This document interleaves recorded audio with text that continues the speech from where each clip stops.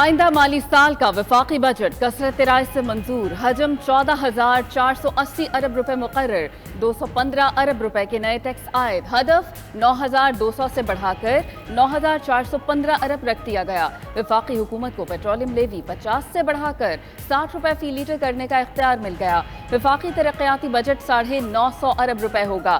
NFC کے تحت 5,274 ارب روپے کے بجائے 5,390 ارب روپے ملیں گے۔ پینشن کی ادائیگی کے لیے رقم 761 ارب سے بڑھا کر 801 ارب روپے کر دی گئی۔ بے نظیر انکم سپورٹ پروگرام کی رقم 459 ارب سے بڑھا کر 466 ارب روپے کر دی گئی۔ 1 جنوری سے پرانی ٹیکنالوجی والے پنکھوں پر ملک کی خاطر پینشن قوانین میں تبدیلی ضروری تھی، وزیر خزانہ اسحاق ڈار کا قومی اسمبلی میں اظہار خیال۔ بولے گریڈ 17 سے اوپر ملازمین کو اب ایک پینشن ملے گی، گریڈ 17 سے نیچے والے ملازمین کے لیے یہ شرط لاگو نہیں ہوگی۔ پینشن کا بجٹ 800 ارب روپے تک چلا گیا، ایسا نہ ہو کسی بھی وقت پینشن کی ادائیگی مشکل ہو جائے۔ وفاقی وزیر خورشید شاہ بولے دنیا چاہتی ہے پاکستان تباہ ہو جائے۔ وزیر خزانہ اسحاق ڈار نے جواب دیا ملک کو جن اقدامات کی ضرورت ہے وہ لینے پڑیں گے۔ مولانا اسد محمود نے کہا حکومت موجودہ حالات میں فاٹا کے عوام کو اکیلا نہ چھوڑے۔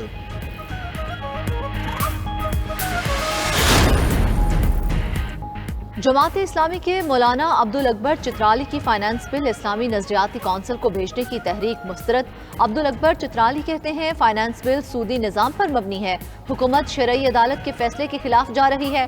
فائنانس بل پر اسلامی نظریاتی کونسل کی رائے نہیں لی گئی۔ ایوان نے مولانا عبدالاکبر چترالی کی ایک تجویز منظور کرتے ہوئے چیئرمین قائمہ کمیٹی کو 1200 cc گاڑی استعمال کرنے کی اجازت دے دی۔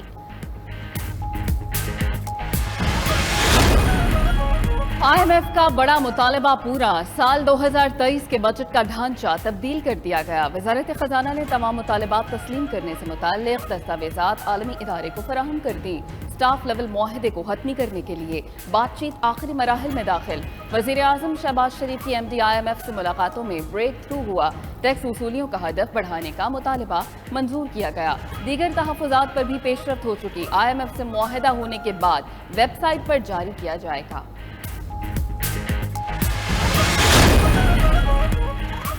بجٹ منظور بھی نہیں ہوا، منی بجٹ آ گیا، وزیر خزانہ نااہلی قبول کرتے ہوئے مستعفی ہوں۔ شاہ محمود قریشی کا مطالبہ، بولے بجٹ کو IMF ہی نہیں قوم بھی مسترد کر چکی۔ ہمارے وزیر اعظم بائیڈن مودی ملاقات کے اعلامیے پر جواب دینے کے بجائے عام کی سیلز مین شپ کر رہے ہیں۔ ملک میں 12 گھنٹے کی لوڈ شیڈنگ شروع ہو گئی، کوئی پوچھنے والا نہیں۔ شاہ محمود نے پارٹی عہدہ واپس لینے کی خبروں کی تردید کر دی۔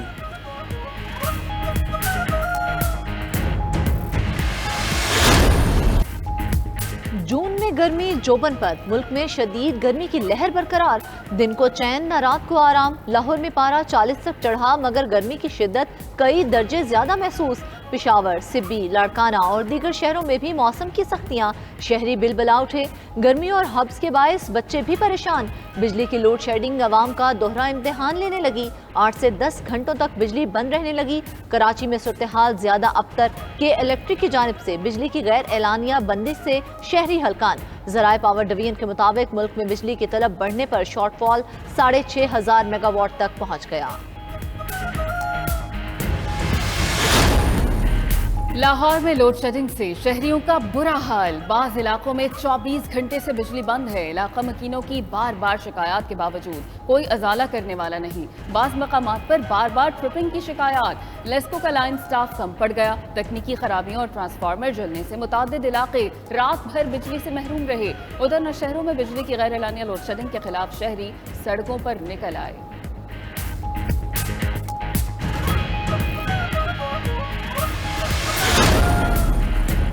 اسلام آباد میں ہیٹ سٹروک کے باعث 24 گھنٹے میں 4 اموات۔ پمز اسپتال حکام کی اموات پر پردہ ڈالنے کی کوشش۔ ترجمان پمز ڈاکٹر حیدر عباسی نے 2 مریضوں کی اموات کی تصدیق کی۔ ذرائع کے مطابق اسلام آباد کے اسپتالوں میں کولنگ سسٹم کے غیر فعال ہونے کا معاملہ شدت اختیار کر گیا۔ پرانی ایمرجنسی اور وارڈز میں تاحال کولنگ سسٹم کو فعال نہ کیا جا سکا۔ معائنہ کمیشن کے چیئرمین بریگیڈیئر ریٹائرڈ مظفر علی رانجھا نے PWD حکام کو طلب کر لیا۔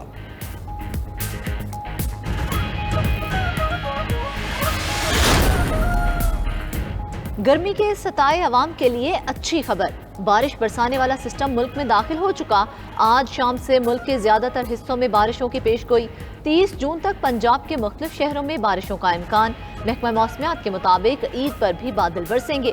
وزیر ماحولیات تبدیلی شہری رحمان کے مطابق بارشوں کے باعث شہری علاقوں میں اربن فلڈنگ اور پہاڑوں پر لینڈ سلائیڈنگ کا خدشہ ہے۔ متعلقہ اداروں کو الرٹ رہنے اور سیاحوں کو محتاط رہنے کی ہدایات کی گئی ہیں۔ بڑی عید سے قبل آخری سنڈے شہریوں نے آج ہر صورت جانور خریدنے کی ٹھان لی۔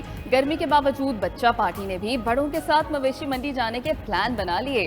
چھوٹی بڑی منڈیوں میں ہر کسی کو من پسند جانور کی تلاش۔ خوبصورت اور تگڑے جانور توجہ کا مرکز بن کر دام بھی خوب ہیں۔ ریٹس میں خوب بھاؤ تاؤ ہونے لگا۔ ویوپاری قیمتیں کسی صورت کم کرنے کو تیار نہیں، کہتے ہیں اخراجات بہت زیادہ ہیں۔ خریدار پچھلے سال والی سوچ ترک کریں۔ ادھر جانوروں کی سجاوٹ کے سامان کے علاوہ جانوروں کے چارے کی قیمتیں بھی ہائی۔ 15 روپے کلو ملنے والا جنتر 25 روپے کلو ہو گیا۔ یہ کھلاتے پلاتے ہیں، بہت شوق سے پالا، منجے تے بٹھا کے سارا کھلاتے ہیں۔ بکرا ہمیں پسند آیا ہے، اس کا نام شیر لاہور ہے اور دیکھنے میں بھی بہت خوبصورت ہے، اور یہ 4 لاکھ مانگ رہے ہیں، میں نے اس کا 2.5 لگایا ہے۔ لاہور کی فائن ایونیو مویشی منڈی میں دودھ، مکھن اور بادام کھا کر پلے بکرے شیر لاہور کی دھوم۔ 2.5 لاکھ بولی لگی مگر مالک 4 لاکھ سے کم قیمت پر فروخت کرنے کو تیار نہیں۔ گوجر خان میں مندرہ بکرا منڈی میں اعلیٰ نسل کے راجن پوری بیتل اور دیسی بکرے آ گئے۔ ادھر کراچی میں ایشیا کی سب سے بڑی مویشی منڈی میں بکروں کے لیے بنایا گیا الگ بلاک توجہ کا مرکز بن گیا۔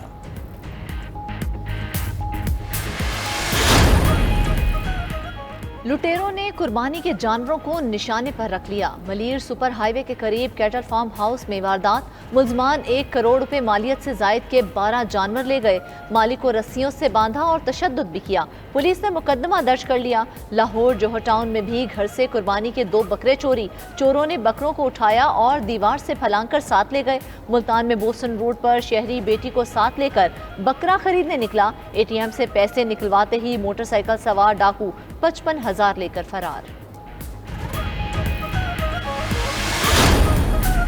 صدر مملکت عارف الوی، وزیر داخلہ رانا ثناء اللہ سمیت سیاسی شخصیات فریضہ حج کی ادائیگی کے لیے سعودی عرب روانہ۔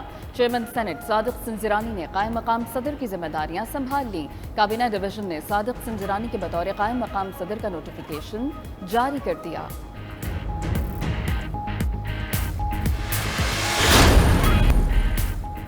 سابق وزیر اعظم نواز شریف 2 ہفتے کے لیے دبئی میں قیام پذیر۔ نون لیگ کی چیف آرگنائزر مریم نواز بھی دبئی پہنچ گئیں۔ نواز شریف کا ذاتی عملہ اور ڈاکٹر بھی دبئی پہنچ گئے۔ نون لیگ کے قائد دبئی میں اپنی بیٹی اسما نواز کے گھر میں مقیم۔ دبئی میں قیام کے دوران نواز شریف اور آصف زرداری کی ملاقات کا بھی امکان۔ نواز شریف عید الاضحیٰ کے بعد سعودی عرب جائیں گے۔ وزیر اطلاعات مریم اورنگزیب کے مطابق مریم نواز دبئی سے حج کی ادائیگی سعودی عرب جائیں گی۔